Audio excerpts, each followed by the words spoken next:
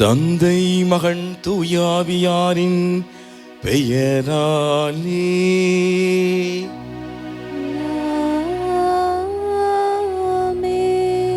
நம் ஆண்டவராகிய இயேசு கிறிஸ்துவின் அருளும் கடவுளின் அன்பும் தூயாவியாரின் நட்புறவும் உங்கள் அனைவரோடும் இருப்பதாக.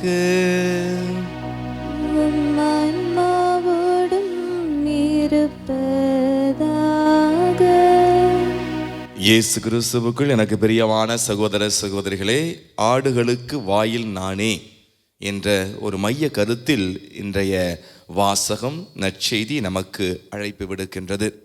எனவே அன்பு நெஞ்சங்களே, ஆண்டவர் இயேசுதான் நமக்கு வாயிலாக இருக்கின்றார். நமது விண்ணகம் செல்வதற்கு அவர்தாமே நமக்கு வாயிலாக இருப்பதினால் ஆண்டவர் இயேசுடைய இரக்கம் இன்றி, ஆண்டவர் இயேசுடைய அருளினின்றி நாம் விண்ணகத்திற்கு நுழைய முடியாது.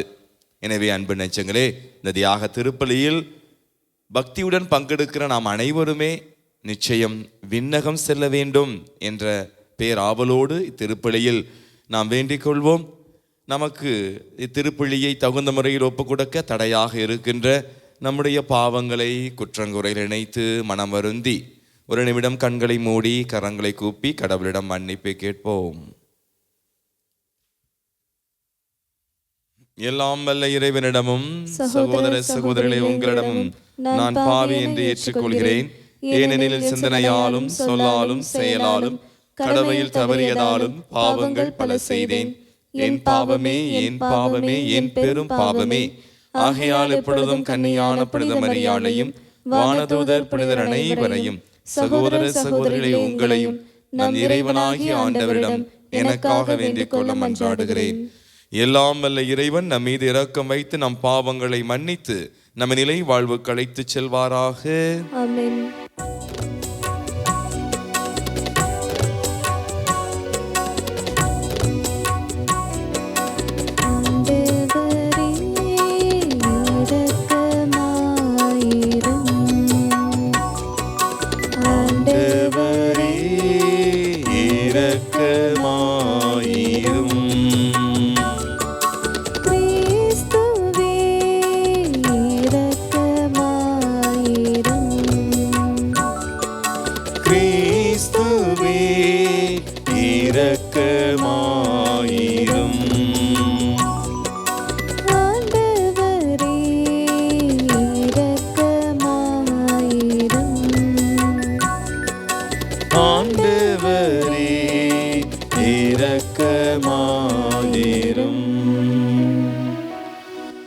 மன்றாடுவோமாக. இறைவா, பேறு பெற்றோரின் முழு நிறை ஒளியே, பாஸ்கா மறை நிகழ்வுகளை இவ்வுலகில் நாங்கள் கொண்டாட அருள் கூர்ந்தே. இவ்வாறு உமது அருளின் முழுமையை நாங்கள் என்றென்றும் கொண்டாடி மகிழ்வுற அருள் புரிவீராக. உம்மோடும் தூயாவியாரின் ஒன்றிப்பில் இறைவனாய் என்றென்றும் வாழ்ந்து ஆட்சி செய்கின்ற எங்கள் ஆண்டவரும் உம்முடைய திருமகனுமாகிய இயேசு கிறிஸ்து வழியாக உம்மை மன்றாடுகின்றோ.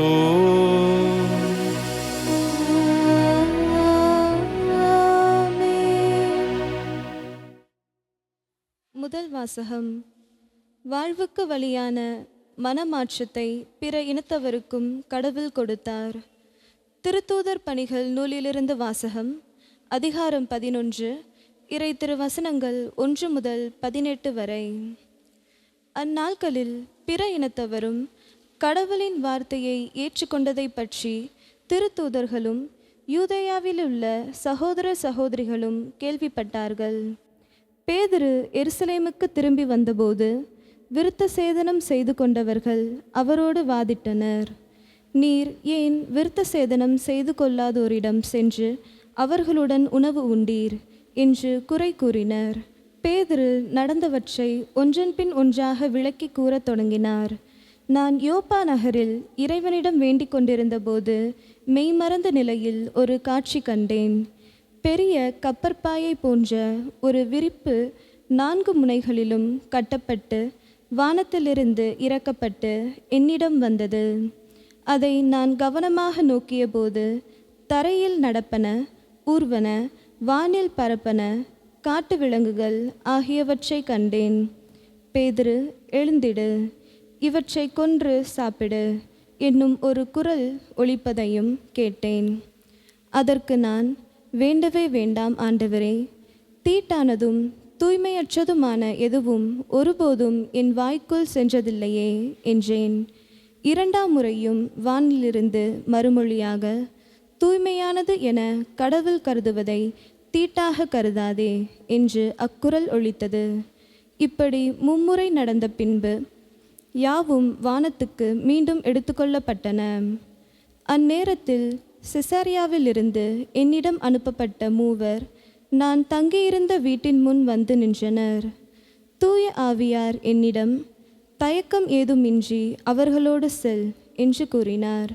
உடனே நானும் இந்த 6 சகோதரர்களுக்குமாக அந்த மனிதர் வீட்டுக்கு சென்றோம்.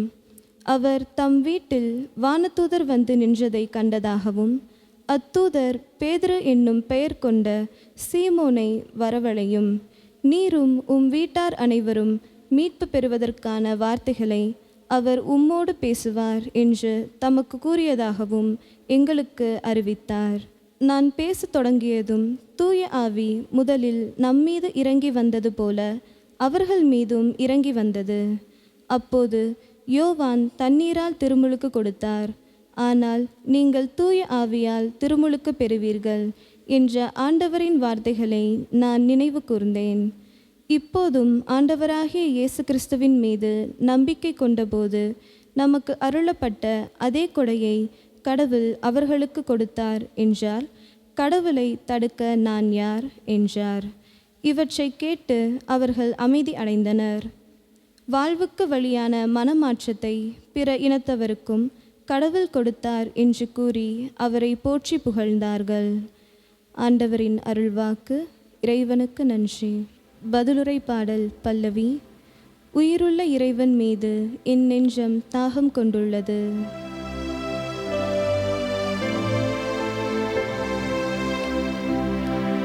உயிருள்ள இறைவன் மீது என் நெஞ்சம் தாகம் கொண்டுள்ளது. உயிருள்ள இறைவன் மீது என் நெஞ்சம் தாகம் கொண்டுள்ளது. கலைமான் நீரோடைகளுக்காக ஏங்கி தவிப்பது போல் கடவுளே என் நெஞ்சம் உமக்காக ஏங்கி தவிக்கின்றது. என் நெஞ்சம் கடவுள் மீது, உயிருள்ள இறைவன் மீது தாகம் கொண்டுள்ளது. எப்பொழுது நான் கடவுள் முன்னிலையில் வந்து நிற்கப் போகின்றேன். உயிருள்ள இறைவன் மீது என் நெஞ்சம் தாகம் கொண்டுள்ளது. உயிருள்ள இறைவன் மீது என் நெஞ்சம் தாகம் கொண்டுள்ளது. உம்மொழியையும் உண்மையையும் அனுப்பியருளும். அவை என்னை வழிநடத்தி உமது திருமலைக்கும் உமது உறைவிடத்திற்கும் கொண்டு போய் சேர்க்கும். அப்பொழுது நான் கடவுளின் பீடம் செல்வேன். என் மன மகிழ்ச்சியாகிய இறைவனிடம் செல்வேன். கடவுளே, என் கடவுளே, யாழிசைத்து ஆர்ப்பரித்து உம்மை புகழ்ந்திடுவேன். உயிருள்ள இறைவன் மீது என் நெஞ்சம்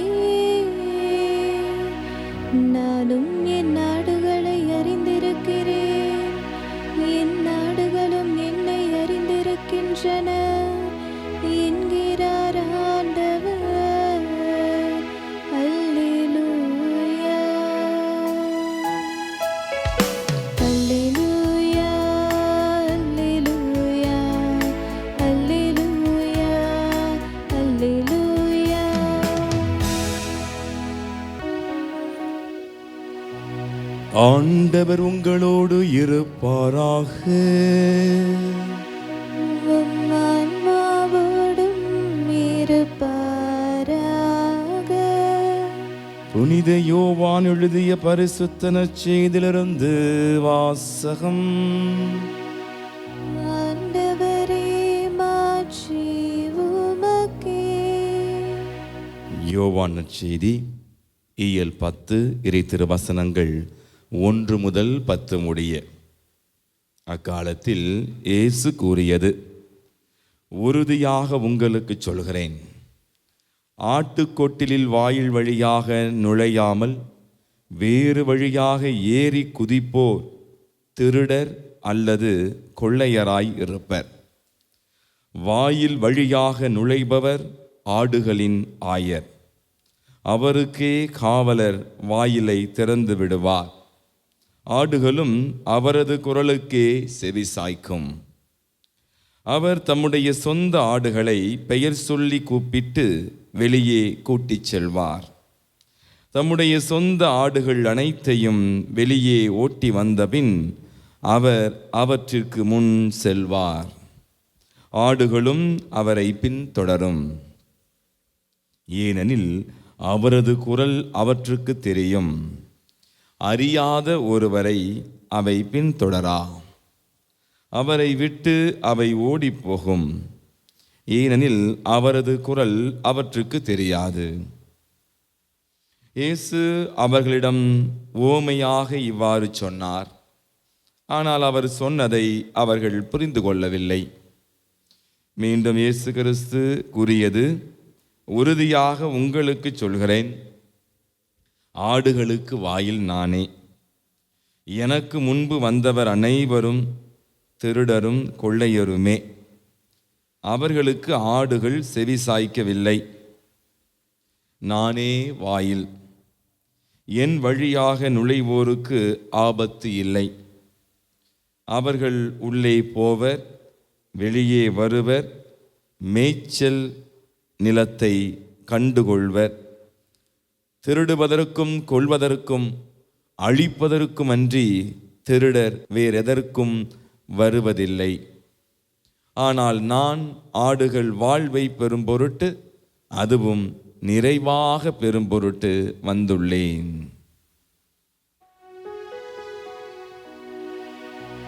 ஆண்டவரின் அருள்வாக்கு.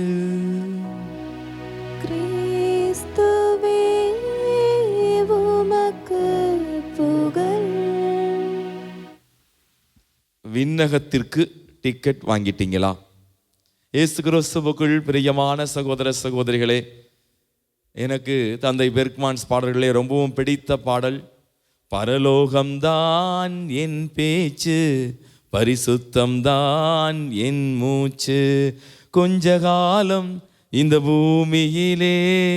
இந்த பூமியிலே வார்த்தைக்கு பதிலாக நம்ம வாழ்கிற ஊரை போட்டுடலாம். கொஞ்ச காலம் இந்த திருச்சியிலே, இயேசுவுக்காய் இறை வார்த்தைக்காய், இயேசுவுக்காய் இறை வார்த்தைக்காய்.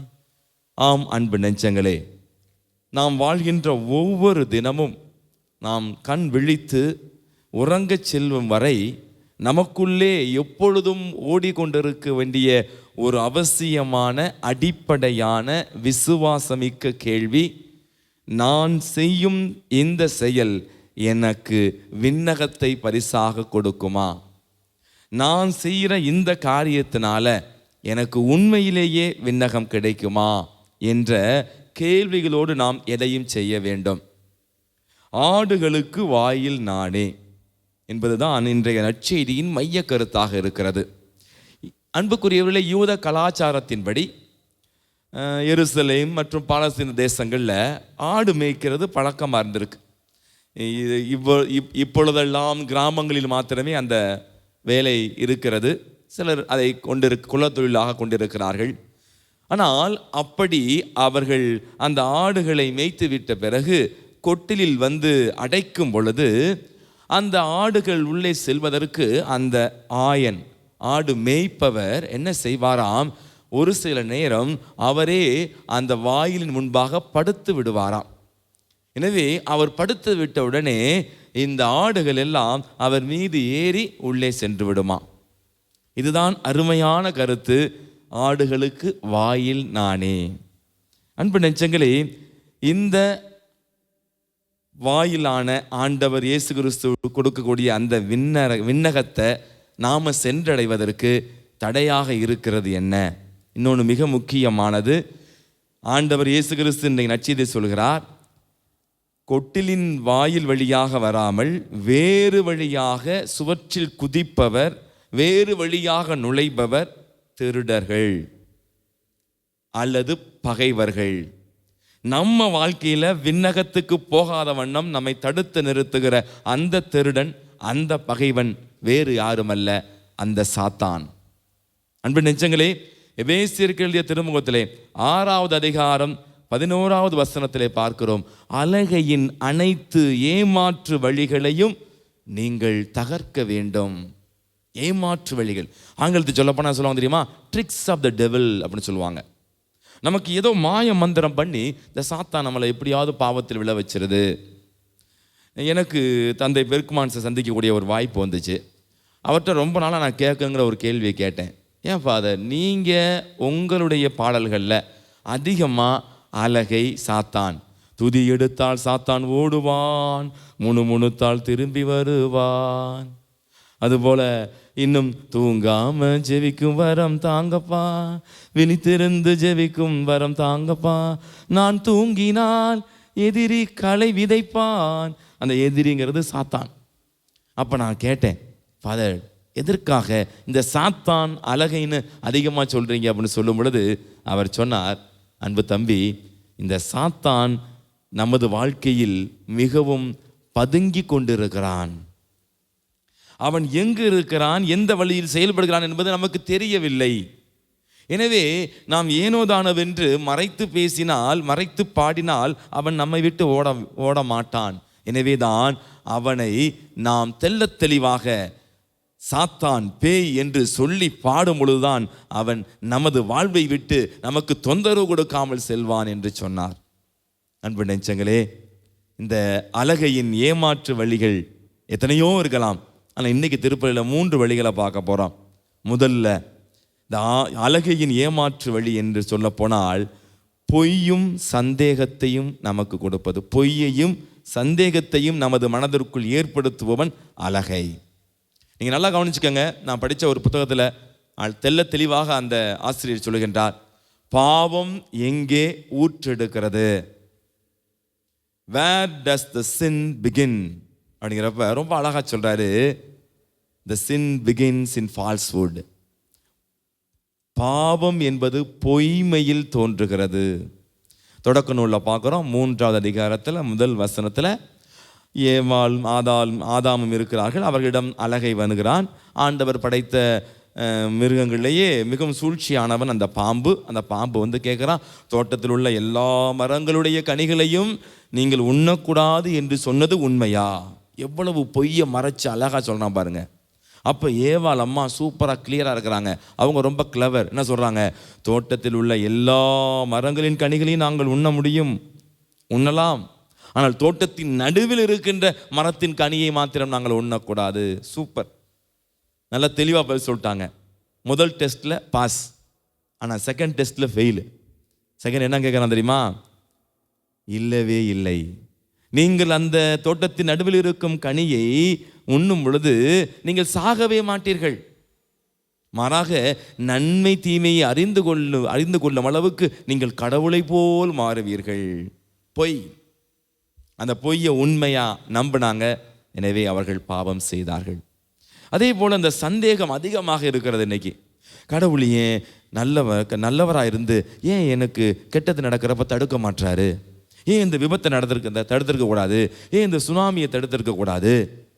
எனது வாழ்க்கையில் ஏன் இவ்வளவு துன்பம் வர வேண்டும்? நான் உண்மையாக தானே இருக்கிறேன், நல்லா பக்தியாக இருக்கிறேன், ஏன் எனக்கு இந்த துன்பம் என்று சொல்லி நமக்கு 1008 சந்தேகங்களை கொடுத்து ஆண்டவருடைய இரக்கத்தின் பேரிலும் ஆண்டவருடைய நன்மைத்தனத்தை குறித்தும் சந்தேகிக்கும் அளவுக்கு நமக்கு தீய எண்ணங்களை கொடுப்பவன் தான் அலகை. இதில் நம்ம ரொம்ப தெளிவாக இருக்கணும். திருப்பாடல் 34:8 சொல்லப்பட்டிருக்கிறது, ஆண்டவர் எவ்வளவு நல்லவர் என்று சுவைத்து பாருங்கள். ஆண்டவர் உண்மையிலேயே நல்லவர். அன்பு நெஞ்சங்களே, இந்த அழகை கொடுக்கின்ற பொய்களுக்கும், அழகை நமது மனதில் விதைக்கின்ற பொய்களையும் சந்தேகங்களையும் நாம் விலக்கி வாழ்ந்தால் சாத்தானுக்கு சவுக்கடி கொடுக்க முடியும். இரண்டாவது, அன்புக்குரியவர்களே, இந்த அழகையுடைய சோதனை என்ன வருமா? அழகையுடைய ஒரே நோக்கம் நமது ஒற்றுமையை சிதைப்பது. இன்னைக்கு முதல் வாசகத்தில் பார்க்குறோம், பேதுரு எருசலேமுக்கு போய் வர்றாரு. விருத்த சேதனம் பெற்றவங்க சொல்றாங்க, விருத்த சேதனம் பெறாதவர்களுடைய இல்லத்தில் ஏன் போய் உணவு உண்டீர்கள்? பிளவு வருது, அங்கே பிரச்சனை வருது. அப்பொழுது நல்ல வேளை பேதுரு ரொம்ப பக்திமானாக காட்சியை விவரிக்கின்றார். ஆண்டவருடைய கண்களில், ஆண்டவருடைய பார்வையில் எதுவும் தீட்டுப்படவில்லை. அந்த காட்சியை சொல்லி, நம்ம பூமியில் நடப்பன பரப்பன ஆகியவற்றையும் என்னை உட்கொள்ள சொன்னார் ஆண்டவர் என்று சொல்லும் பொழுது, இந்த மீட்பு என்பது அனைவருக்கும், புற இனத்தாருக்கும் பிற இனத்தாருக்கும் உரியது என்பதை உணர்த்தி அங்கே ஒற்றுமையை காத்து கொள்கின்றார். இதே போலதான் அன்பு மக்களே, இன்று அநேக இடங்களில் நமக்குள்ளே, கத்தோலிக்க திருச்சபைக்குள்ளே அநேக நபர்களிடம் பிளவை ஏற்படுத்தக்கூடிய அளவுக்கு இந்த சாத்தான் தேவையற்ற சோதனைகளை செய்து வருகின்றான். அன்புக்குரியவர்களே, திருத்தூதர்கள் பணி புத்தகத்தில் 2வது அதிகாரம் 42வது வசனத்தில் பார்க்குறோம், திருத்தூதர்கள் கற்பித்தவற்றிலும் நட்புறவிலும் அப்பம் பிடுவதிலும் இறை வேண்டலிலும் அவர்கள் ஒன்றித்திருந்தார்கள். ஒற்றுமையாக இருந்தாங்க. ஒரு சொத்துக்களை எல்லாம் ஒன்றாக பகிர்ந்து கொண்டார்கள். இன்னைக்கு பிரச்சனையே சொத்து பிரிக்கிறப்ப தான் வருது, சொத்தால தான் வருது. அன்புக்குரியவர்களே, 5 வயசுல அண்ணன் தம்பி, 10 வயசுல பங்காளின்னு சொல்றாங்க. இன்னைக்கு பனைமரத்தையும் பங்காளியும் பதம் பார்த்து வெட்டணுமா, ரொம்ப கவனமாக பங்கு பிரிக்க வேண்டியதாக இருக்குது. இல்லைன்னா பிரிஞ்சு போயிடுது, பிஞ்சு போயிடுது உறவுகள். அன்பு நெஞ்சங்களே, ஒரு அருமையாக சொல்லுவாங்க, 4 சிண்டு ஒன்று சேர்ந்தாலும் 2 கொண்டை ஒன்று சேராதம்பாங்க. பெண்கள் கோவித்துக் கொள்ளாதீர்கள், இது பழமொழி. 4 சிண்டுன்னா ஆண்கள், 4 ஆண்கள் ஒன்று சேர்ந்தாலும் 2 பெண்கள் ஒன்று சேர மாட்டாங்க அப்படிங்கிறாங்க. அதை அப்படியே லேட்டஸ்ட்டாக என்ன பழமொழி சொல்கிறாங்கன்னா, 4 வேஷ்டி ஒன்றா காய்ஞ்சா கூட 2 சேலை ஒன்றா காயாதான். இன்னைக்கு நமக்குள்ள ஏகப்பட்ட பிளவுகள் குடும்பத்தில். அதே போல நமது கத்தோலிக்க திருச்சபை, அன்பு மக்களே, நீண்ட காலமாக ஒரு பிரிவினை சபையில் இருந்த பாஸ்டர் நம்ம கத்தோலிக்க திருச்சபையில் சேரும் பொழுது சொல்கிறார், 2000 ஆண்டுகளாக உடையாமல் இருக்கிறது இந்த கத்தோலிக்க திருச்சபை, இதுதான் உண்மையான திருச்சபையாக இருக்க முடியும் என்று நம்பியதால் நான் இந்த திருச்சபையில் திருமுழுக்கு பெற்றேன் என்று சொல்கிறார். CSI, பெந்தகாஸ்டல், ஏகப்பட்ட சபைகள் இன்னைக்கு வந்துருச்சு. அனைவரும் நமது நண்பர்கள் தான், அனைவரும் நமது சகோதர சகோதரிகள் தான். ஆனால் அவர்கள் கத்தோலிக்க திருச்சபை விட்டு பிரிந்து போன பிறகும் அங்கே ஒற்றுமையாக இருக்க முடியவில்லை. அவர்களுடைய ஏகப்பட்ட பிளவுகளை சாத்தான் ஏற்படுத்துகிறான். இன்று கத்தோலிக்க திருச்சபையிலும் சரி, ஏகப்பட்ட மாற்று கருத்துக்கள். ஆண்டவரே, ஆண்டவர் தான் நமக்கு ஒரு தெளிவான உறுதியை கொடுத்து நம்ம ஒற்றுமையாக இருப்பதற்கு உறுதி செய்ய வேண்டும். அன்பு நெஞ்சங்களே, திருப்பாடல் 133 அழகாக சொல்லப்பட்டிருக்கிறது, சகோதரர்கள் ஒன்றுபட்டு வாழ்வது எத்துணை நன்று எத்துணை இனியது. ஒன்றுபட்டால் உண்டு வாழ்வு. 3வது, இந்த சாத்தான் கொடுக்கக்கூடிய சோதனை எல்லாருக்கும். இந்த 2 கூட கடந்து வந்துடுவோம், ஆனால் 3வது கடக்க முடியாது. பாவம் செய்வதற்கு ஏதுவான சூழ்நிலைகளை நமக்கு கொடுக்கின்றான். பேதுரு எழுதிய முதல் திருமுகத்தில் 5:8 சொல்லப்பட்டிருப்பது போல, கர்ச்சிக்கும் சிங்கத்தை போல அலைந்து திரிகின்றான் நம்மை பாவத்தில் விளை வைப்பதற்காக. எனவேதான் அன்பு நெஞ்சங்களே, யோவான் எழுதிய முதல் திருமுகத்தில் 12வது முதல் அதிகாரத்தில் 2வது அதிகாரம் 15-16, உலகின் மீதும் அதில் உள்ளவை மீதும் அன்பு செலுத்தாதீர்கள். அவ்வாறு அன்பு செலுத்துவோரிடம் தந்தையின் பால் அன்பு இராது. ஏனெனில் உலகு சார்ந்தவையான உடல் ஆசை, இச்சை நிறைந்த பார்வை, செல்வ செருக்கு ஆகியவை தந்தையிடமிருந்து வருவன அல்ல, அவை உலகிலிருந்தே வருபவை, அழகையிலிருந்து வருபவை. நமது பார்வை எப்படி இருக்கிறது? அன்பு நெஞ்சங்களே, நான் பல இடங்களில் போய் பிரசங்கம் கொடுத்து சொல்லிட்டேன். என்னுடைய தனிப்பட்ட வாழ்க்கையிலும் ஓரளவுக்கு இந்த சாத்தானுடைய சோதனைகளை வென்ற பிறகு சொல்கிறேன், அனுபவத்தில் சொல்கிறேன், 5 புலன்களை அடக்கிவிட்டால் நாம் அனைவரும் அழகையை வெல்ல முடியும். இதை மட்டும் நீங்கள் புரிந்து கொள்ளுங்கள். 5 புலன்கள்: பார்ப்பது, கேட்பது, நுகர்வது, பேசுவது அல்லது சுவைப்பது, தொடுதல். இந்த 5 புலன்களையும் 5 செயல்களையும் நம்ம கவனமாக இருக்கணும். எனவே தான் ரோமருக்கு எழுதிய திருமுகத்தில் 6வது அதிகாரத்தில் 13வது வசனத்தில் பவுலடியார் சொல்கிறார், நீங்களோ உங்கள் உறுப்புகளை, உடல் உறுப்புகளை, கையாக இருந்தாலும் காலாக இருந்தாலும் எதுவாக இருந்தாலும் உங்கள் உறுப்புகளை தீவினையின் கருவிகளாக பாவத்திற்கு ஒப்புவிக்காதீர்கள், மாறாக இறந்தும் வாழ்வோராகிய உங்களை கடவுளிடம் ஒப்படையுங்கள். இந்த கண்ணு கடவுளுக்குரிய காரியத்தை செய்யணும், இந்த காது கடவுளுக்குரிய செய்தியை கேட்கணும், இந்த கரங்கள் கடவுளுக்குரிய காரியங்களை செய்ய வேண்டும். அன்பு நெஞ்சங்களே, அதே ரோமியருக்கு எழுதிய திருமுகத்தில் 8வது அதிகாரம் 12வது வசனத்தில் பவுலடியார் சொல்கிறார், சகோதர சகோதரிகளே, நாம் ஊனியல்புக்கு கடமைப்பட்டிருக்கவில்லை, அவ்வியல்பின்படி வாழ வேண்டியதில்லை. நீங்கள் ஊனியல்புக்கு ஏற்ப வாழ்ந்தால் சாகத்தான் போகின்றீர்கள். ஆனால் தூய ஆவியின் துணையால் உடலின் தீச்செயல்களை சாகடித்தால் நீங்கள் வாழ்வீர்கள். ஆம் அன்பு நெஞ்சங்களே, இந்த 3 விதமான சாத்தானுடைய அந்த மாய கவர்ச்சிகளை, மாய வலைகளை நாம் புரிந்து கொள்ள வேண்டும். அவனுடைய அத்தனை ஏமாற்று வழிகளையும் நாம் புரிந்து கொண்டால், குறிப்பாக இந்த 3 ஏமாற்று வழிகளையும் நாம் தெரிந்து கொண்டால், கடைசியாக நான் சொன்னதில் மட்டும் ரொம்ப கவனமாக இருங்க. இந்த வீடியோவை பார்க்குற ஒவ்வொருவரும் ரொம்ப கவனமாக இருங்க. நீங்கள் அடிக்கடி பார்க்குற விஷயம், நீங்கள் அடிக்கடி கேட்குற விஷயம் உங்களையும் என்னையும் பரிசுத்தமாக்கும்.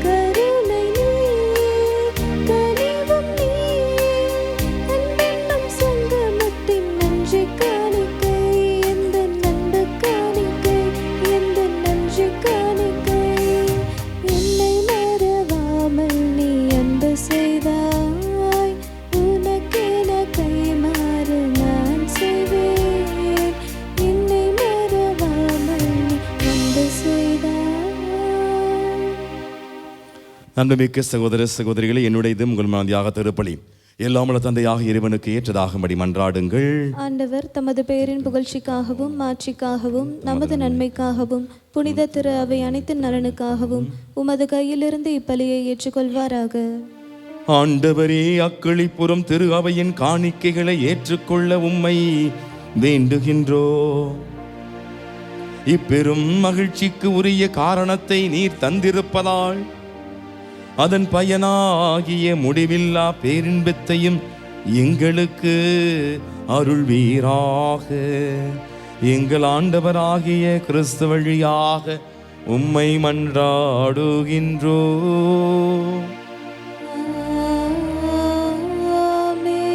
ஆண்டவர் உங்களோடு இருப்பாராக.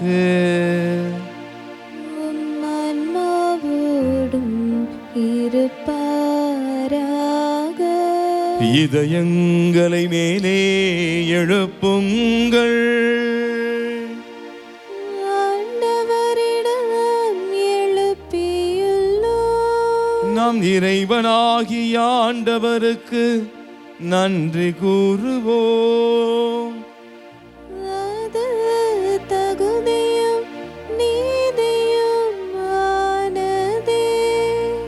ஆண்டவரே, எக்காலத்திலும் உம்மை புகழ்ந்துரைப்பதும் எல்லாவற்றிற்கும் மேலாக எங்கள் பாஸ்காவாகிய கிறிஸ்து பலியான இச்சிறப்பான காலத்தில் உம்மை இன்னும் மிகுதியாக வாழ்த்தி போற்றுவதும் மெய்யாகவே தகுதியும் நீதியுமாகும், எங்கள் கடமையும் மீட்புக்குரிய செயலுமாகும்.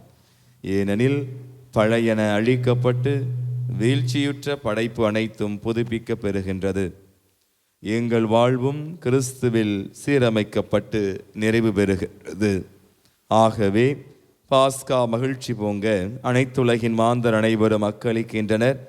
அவ்வாறே ஆற்றல் மிக்கோரும் அதிகாரம் கொண்ட தூதர்களும் உமது ஆட்சியை புகழ்ந்து பாடி முடிவின்றி சொல்வதாவது: தூயவர் தூயவர் தூயவர், வான்படைகளின் கடவுளாம் ஆண்டவர், விண்ணகமும் மன்னகமும் உமது மாட்சியால் நிறைந்துள்ளன.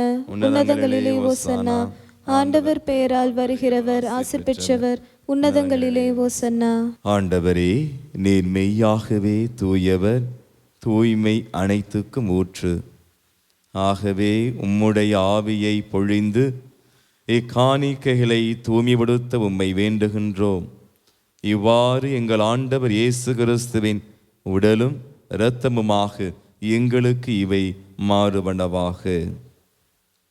அவர் பாடுபட உளம் கணைந்து தம்மை கையளித்த போது அப்பத்தை எடுத்து நன்றி செலுத்தி அதை பிட்டு தம் சீடர்களுக்கு அளித்து அவர் கூறியதாவது: அனைவரும் இதிலிருந்து பெற்று உண்ணுங்கள், ஏனெனில் இது உங்களுக்காக கையளிக்கப்படும் என் உடல்.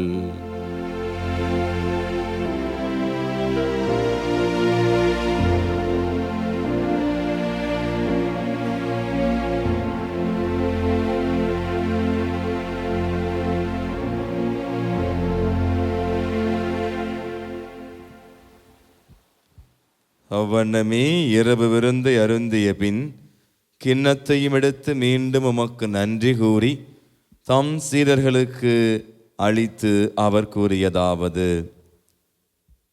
அனைவரும் இதிலிருந்து பெற்று பருகுங்கள், ஏனெனில் இது புதிய நிலையான உடன்படிக்கைக்குரிய என் இரத்தத்தின் கிண்ணம். இது பாவ மன்னிப்புக்கென்று உங்களுக்காகவும் பலருக்காகவும் சிந்தப்படும். இதை என் நினைவாக செய்யுங்கள்.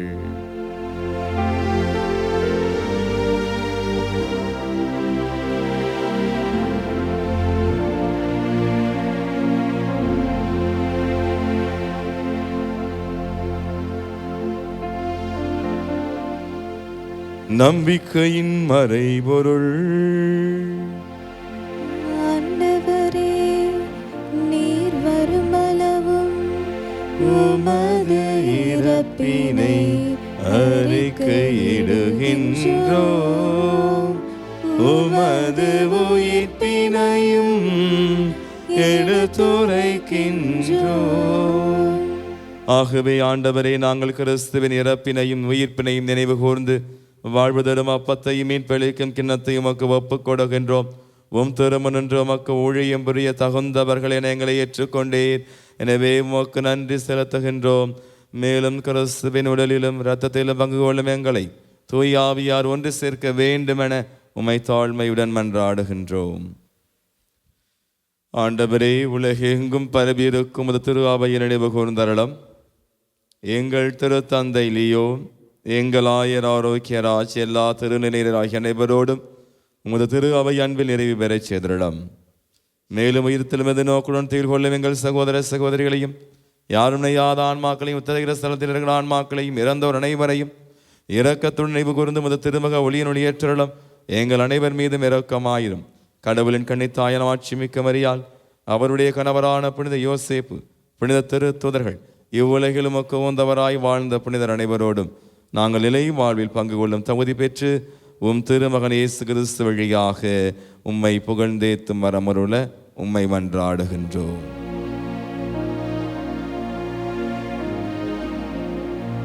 இவர் வழியாக இவரோடு இவரில் எல்லாம் வல்ல இறைவனாகிய தந்தையே, தூயாவியாரின் ஒன்றிப்பில் எல்லா புகழும் ஆட்சியும் என்றென்றும் உமக்கு உரியதே.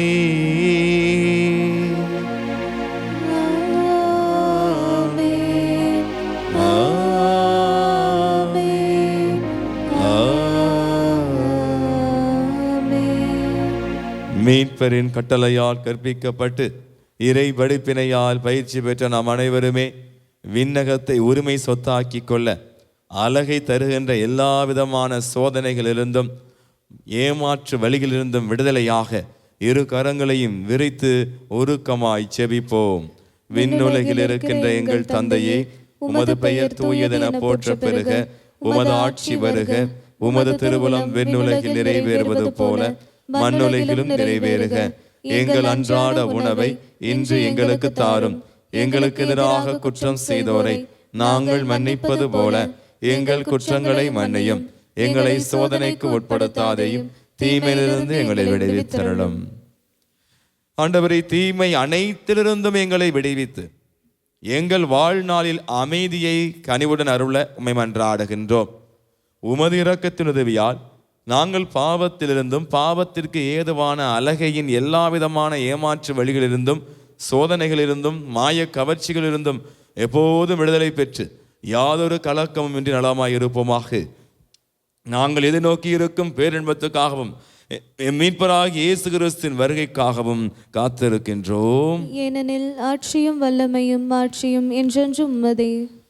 ஆண்டவரே இயேசு கிறிஸ்துவே, அமைதியை உங்களுக்கு பெற்றுச் செல்கிறேன், என் அமைதியை உங்களுக்கு அளிக்கின்றேன் என்று திருத்தொதர்களுக்கும் எழுந்தீரே. எங்கள் பாவங்களை பாராமல் திரு அவையின் நம்பிக்கையை கண்ணோக்கி எங்களிடையே எப்பொழுதும் அமைதியும் ஒற்றுமையும் நிலைத்திருக்க அருள் புரிவீராக. என்றென்று வாழ்ந்து ஆட்சி செய்கின்றவர் நீரே. ஆமென். ஆண்டவருடைய அமைதி உங்களோடு என்றும் இருப்பதாக, ஆன்மாவோடும் இருப்பதாக. ஒருவருக்கொருவர் உயிர்த்த ஆண்டவர் இயேசு கிறிஸ்து கொடுத்த சமாதானத்தை பகிர்ந்து கொள்வோம். சமாதானம். உலகின் பாவங்களை போக்கும் இறைவனின் செம்மறியே, எங்கள் மேல் இரக்கமாயிரம். உலகின் பாவங்களை போக்கும் இறைவனின் செம்மறியே, எங்கள் மேல் இரக்கமாயிரம். உலகின் பாவங்களை போக்கும் இறைவனின் செம்மறியே, எங்களுக்கு அமைதியை அளித்தருளும்.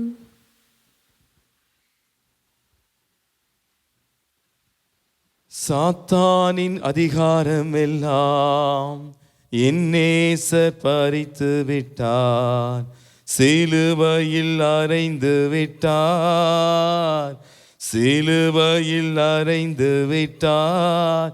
இயேசு காலாலே மிதித்து விட்டார், இயேசு காலாலே மிதித்து விட்டார்.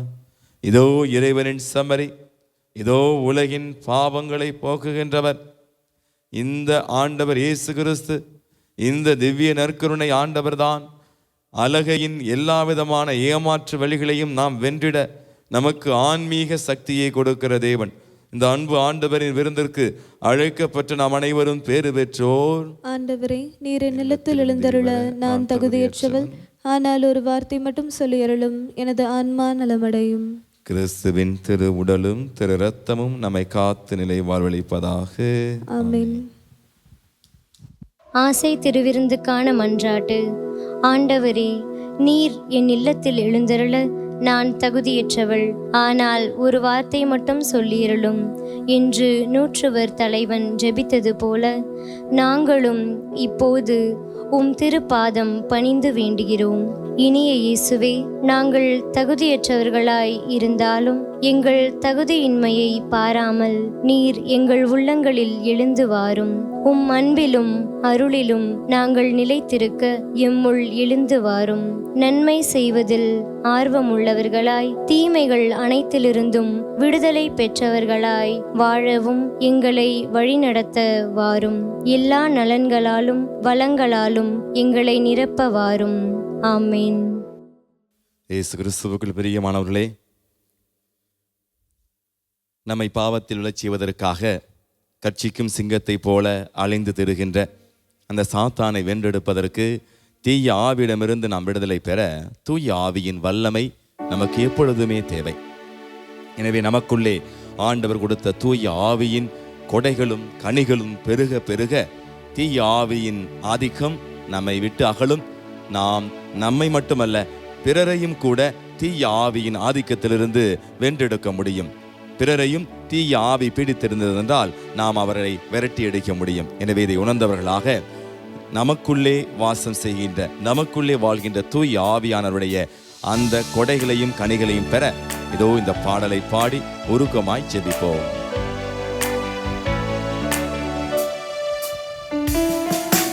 எங்களுக்குள்ளே வாசம் செய்யும் ஆவியானவரே, இந்நாளில் உம் சித்தம் போல் நடத்தி செல்லும் ஐயா.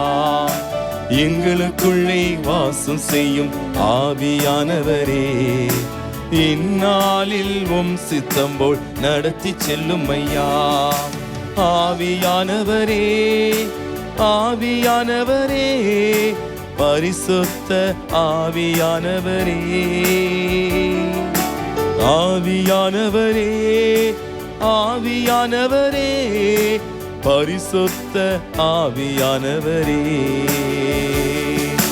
எங்களுக்குள்ளே வாசம் செய்யும் ஆவியானவரே, இந்நாளில் உம் சித்தம் போல் நடத்தி செல்லும் ஐயா. இதோ இந்த காணொளியில் பங்கெடுப்பவர்கள் இரு கரங்களை உயர்த்தி கண்களை மூடி ஜெபிப்போமா.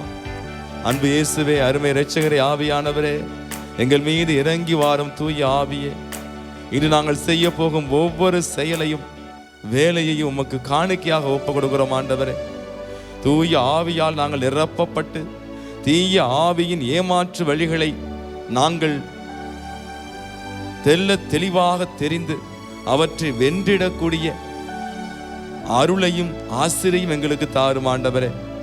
இதோ சாத்தானின் தூண்டுதல்கள், அலகையின் 1000 வகையான சோதனைகள், மாய கவர்ச்சிகள் அனைத்திலிருந்து இன்றைய இளைய சமூகத்தை, ஒவ்வொரு இளைஞனையும் இளம் பெண்ணையும் நீர்தாமே விடுவிக்க வேண்டிய ஜெபிக்கிறோம் ஆண்டவரே.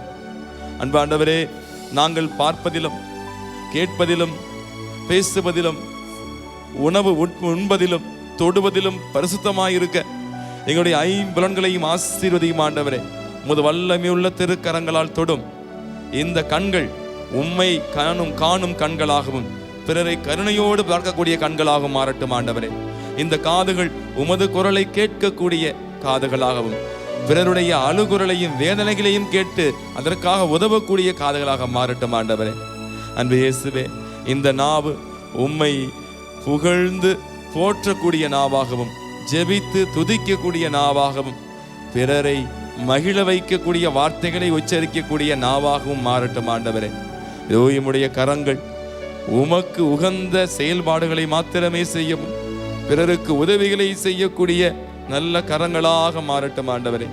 இந்த கால்கள் நீர் விரும்பாத திசையை நோக்கி செல்லாத வண்ணம் ஆண்டவரே விண்ணகத்தை நோக்கி நடைபயிலக்கூடிய பாதங்களாக எம்முடைய கால்கள் மாறட்டும் ஆண்டவரே. ஆசீர்வதையும் உச்சந்தலை முதல் உள்ளம் கால் வரை எங்களை தொடும் ஆண்டவரே. தூய ஆவியானவர் தங்கும் இந்த ஆலயமாகிய உடலை பரிசுத்தமாய் பேணி வளர்க்கக்கூடிய அருளை ஆசீரை எங்களுக்கு தந்தருள்வீராக. ஆமென். நன்றி கூறி மன்றாடுவோமாக. ஆண்டவரே, நிலையான மறை நிகழ்வுகளால் நீர் புதுப்பிக்க திருவளமானவும் மக்களை கனிவுடன் கண்ணோக்கியருள உம்மை வேண்டுகின்றோம். அதனால் நாங்கள் மாட்சிக்குரிய உடலின் அழிவற்ற உயிர்த்தெழுதலுக்கு வந்து சேர அருள் புரிவீராக. எங்கள் ஆண்டவராகிய கிறிஸ்து வழியாக உம்மை மன்றாடுகின்றோம்.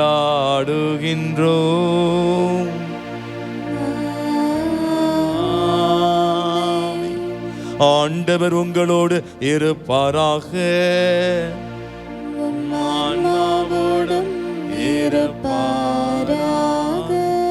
எல்லாம் வல்ல இறைவன் தந்தை மகன் தூயாவியார் உங்களை ஆசீர்வதிப்பாராக.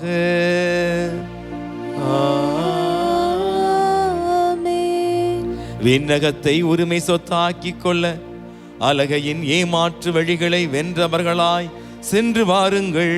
திருப்பலி நிறைவு பெற்றது. இறைவனுக்கு நன்றி.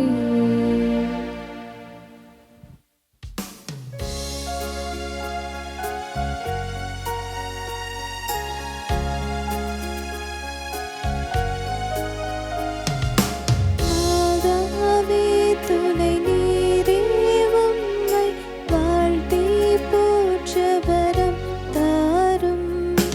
இதோ பிள்ளை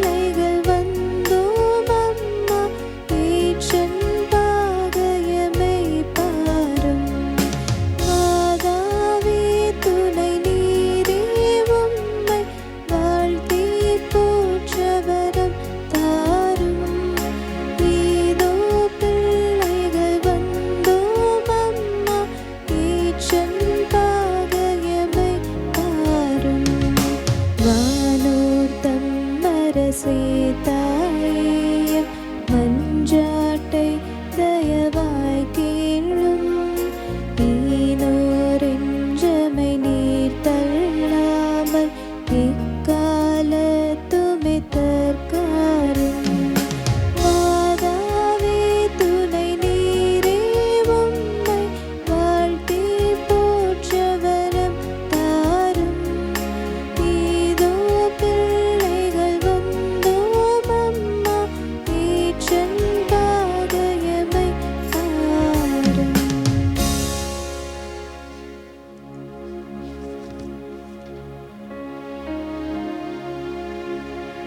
நிலையான புகழுக்குரிய தூய இறை நற்கருணைக்கு எல்லா காலமும் தொழுகையும் புகழும் போற்றியும் மாட்சிமையும் உண்டாக கடவது. தந்தை மகன் தூய ஆவியாரின் பெயராலே ஆமென்.